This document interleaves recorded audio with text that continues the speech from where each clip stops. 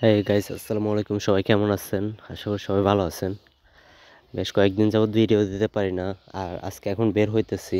আমার ক্যামেরাগুলো নিয়ে বের হয়েছি।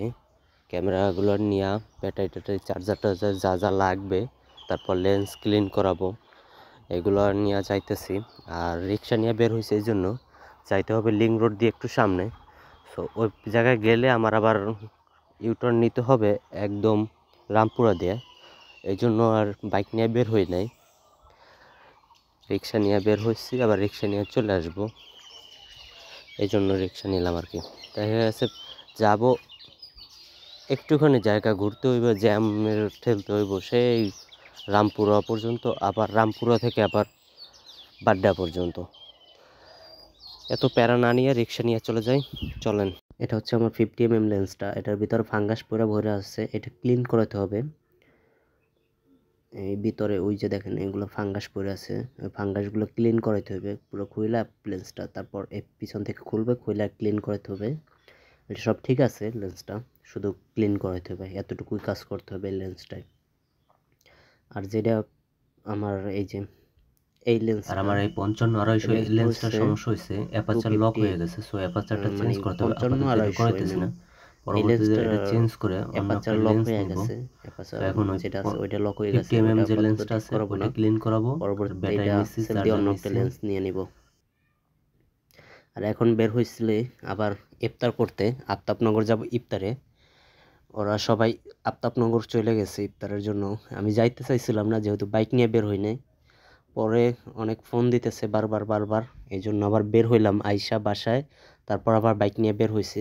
কারণ বারবার ফোন দিতেছে, যাইতেই হবে। ওরা আফতাবনগর একদম মাথায় গেছে, ওই জায়গায় নাকি ইফতার করবে। এই জন্য কী করার, সবাই তো বন্ধু, বন্ধুদের মন রক্ষা করা হয়েছে বড় কাজ। তাই বন্ধুদের মন রক্ষা করতে বের হয়ে গেলাম।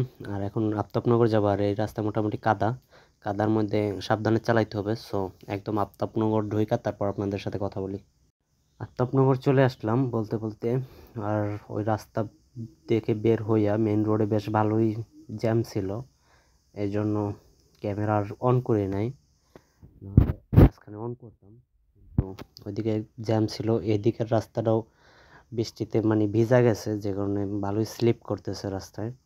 আর এই রাস্তা তো পুরোটা বালুতে ভরা, মানে একটু পানি পড়লেই স্লিপই, আর শুকনো থাকলেও স্লিপ করে, মানে বালু থাকে তো, ব্রেক করলে আর রাস্তার সাথে জমে না টায়ার, একদম চাকা স্লিপ করে দৌড় দেয়। এর আগে একদিন আমি এই রাস্তার ওই পাশে আর কি, আমার ডান পাশে, উল্টা পাশে, ইউনিভার্সিটির উল্টা পাশে বসে আমি একদিন ব্রেক করছি, হঠাৎ করে স্লিপ কাটছি। একটু দাঁড়াইছিলাম, কারণ হচ্ছে ওরা ফোন দিতেছিল আমি আসছি কিনা এটা দেখার জন্য। আর আমি এখন আছি সিরাজ কনভেনশন হলের সামনে, ওই সামনেই কনভেনশন হল। এখানে রাস্তার মাঝখানে কি করছে, ওই গাড়িগুলো এই পাশ দিয়ে আসতে কেন, কিন্তু পুরো একটা প্যান্ডেল বানাই নিছে, বিয়ার অনুষ্ঠান আছে মনে হয়, বা কোনো ইভেন্ট আছে, না মাহফিল আছে জানি না, আমি শিওর। এখানে একটা মানে রাস্তা দখল করে পুরো একটা প্যান্ডেল করে রাখছে, মনে হয় যেন বিয়ার অনুষ্ঠান আছে, ভিতরে জায়গা হইতেছে না, বাইরে করছে এমন মনে হইতেছে, তার জন্য রাস্তা আটকাই করবে, জানি না কি করছে না করছে। আমি সাবধানে বাইক চালাই, কারণ রাস্তায় প্রচুর পরিমাণে স্লিপি হয়ে আছে, টান দেওয়া যাইতেছে না, টান দিলে দেওয়া যায় কিন্তু সমস্যা হচ্ছে ব্রেক করতে গেলে স্লিপ করবে। আর হুটহাট তো রিক্সায়, রাস্তায় ভর্তি রিক্সা ভর্তি, এরা কোন জায়গা দিয়ে বের হয় এটার তো ঠিক নেই। আবার উল্টা পাশ থেকেও গাড়ি আসতেছে, এই যে দেখেন কই থেকে গাড়ি বের হইতেছে, এটাও একটা সমস্যা। আর আমি আছি এখন এটার কি বলে, স্টিল ব্রিজের এই জায়গায়, স্টিল ব্রিজের ওই পারে সম্ভবত ওরা আছে, দেখি যাইয়া কোথায় আছে। আফতাবনগরের মাথার রাস্তাগুলো কিন্তু ভালো লাগে, কেন জানেন, এই যে মাঝখানে সুন্দর আম গাছ লাগানো। আর ওই দিন এই জায়গায় কী করছে জানেন, আমরা বের হয়েছি 4-5 জন, বের হইয়া পরে আম পাড়বে, এই যে সামনের এই জায়গা থেকে আম পাড়বে, এখন আম পারতেছিল না, পরে কি করব, আম তো খাইতে হবে। তারপর আমি বাইকটা নিয়ে নিচে যাইয়া দাঁড়াইছি গাছের, তারপর পিছনে একটা উঠাই দিছি, উপরে দাঁড়াইয়া তারপর সিটের উপরে একদম সোজা হইয়া তারপর আস্তে আস্তে করে আম পাড়ছি, অনেকগুলো আম পাইরা তারপর নিয়ে গেছি। এই হচ্ছে আমাদের কাজ। সামনেই একটা গাছ থেকে নিছিলাম, কোন জায়গায় যেন, এই গাছটা মেবি হবে, এই যে এই গাছটা এখান থেকে নিছিলাম মেবি, শিওর মনে নাই কোন গাছটা থেকে নিছিলাম। এইরকম একটা গাছ থেকে আর কি নিছিলাম। সামনে একটা কনস্ট্রাকশন সাইট চলতেছিল, এইটা হবে তাহলে, এই যে উল্টা পাশের কাজ চলতেছে। এরকম একটা গাছ থেকে, মানে শিওর না আমি কোন গাছ থেকে নিছিলাম, এরকম একটা গাছ থেকে নিছিলাম। অনেকগুলো আম নিছিলাম, আমগুলো অনেক সুস্বাদু ছিল, একদম টকও না আবার মিষ্টিও না, মানে হালকা মিষ্টি হালকা টক এরকম, মানে খুবই ভালো, মানে খাওয়ার উপযোগী।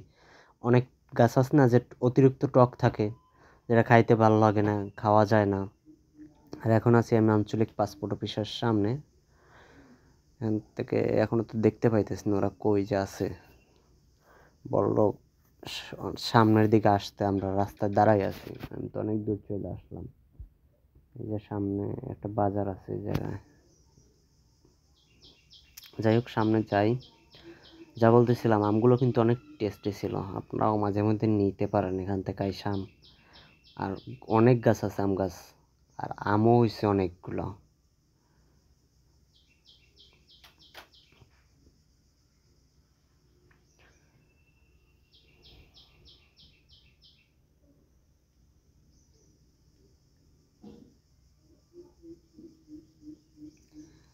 ওরা কি একদম মাথায় চলে গেল নাকি বুঝলাম না, কোথায় গেছে এখনো তো দেখতে পাইতেছি না। অলরেডি তো মাথার দিকেই চলে আসছে, একদম মাথায় কি কিছু আছে কেনাকাটার মতো? ওইদিকে দোকান টোকান তো নাই, দোকান তো এই পিছনে বাজার ছিল একটা, এইখান থেকে নিয়ে যাওয়া উচিত ছিল। দেখি কি ব্যবস্থা করছে ওরা যাইয়া। আমি আগেই শর্ত দিয়েছি, যদি মাঠে বসে করো মাথায় তাইলে আমি আসবো না, আর যদি কোনো দোকানে বা রেস্টুরেন্টে করো তাহলে আমি যাব না। থাকার কথা কোনো, এই রাস্তার মাঝখানে তো থাকার কথা, কোন জায়গায় আছে কোন জায়গায় আছে।